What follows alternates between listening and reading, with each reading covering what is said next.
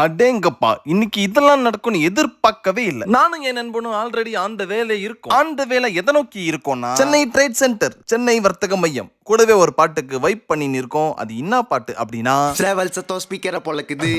வெற்றி வேல் சென்னை ட்ரேட் சென்டருக்கு எதுக்கு போறோம் அப்படின்னு கேட்டீங்கன்னா, இந்த கேமரா இருக்கான் இல்லையா, இவனுடைய லென்ஸை கிளீன் பண்றதுக்காக போயிட்டு இருக்கோம். சென்னை ட்ரேட் சென்டர்ல ஒரு எக்ஸிபிஷன் நடந்துட்டு இருக்கு. அதாவது சினிமா மற்றும் இமேஜ் எக்ஸிபிஷன். அதுல இமேஜ் எக்ஸ்போல பாத்தீங்கன்னா நம்ம கேமராவோட லென்ஸை இலவசமா கிளீன் பண்ணி தராங்க.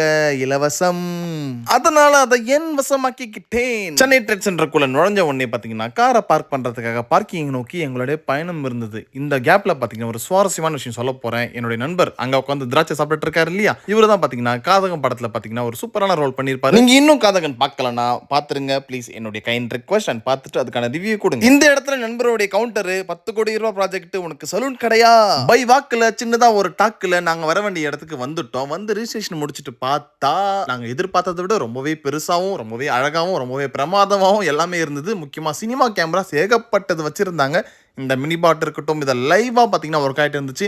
இதை நேரில் பார்க்கறது தான் முதல் தடவை. நம்மளுக்கு அப்படியே வாயை பழந்து பேன்னு பார்த்துட்டு இருந்தோம். இங்கே லேட்டஸ்ட் டெக்னாலஜி மட்டும் தான் இருந்ததான்னு கேட்டிங்கன்னா அதுதான் இல்லை. இங்கே பார்த்தீங்கன்னா விண்டேஜ் கேமராஸ் ஏகப்பட்டது இருந்தது. குறிப்பாக சொல்லணும்னா 35mm 65mm கேமராலாம் வச்சுருந்தாங்க. இந்த இடம் ரொம்ப சுவாரஸ்யமான இடம். என்ன அப்படின்னா, இந்த டிஸ்பிளேல வீடியோ வந்தது. எங்கடா வீடியோ வருது யோசிச்சு பார்த்தா, நான் பார்த்தா முன்னாடி இருக்க கேமராவில் ரெக்கார்ட் ஆகி இங்கே வந்து பார்த்தீங்கன்னா ஒயர்லெஸ்ஸாக இங்கே ட்ரான்ஸ்மிட் ஆயிருந்துச்சு.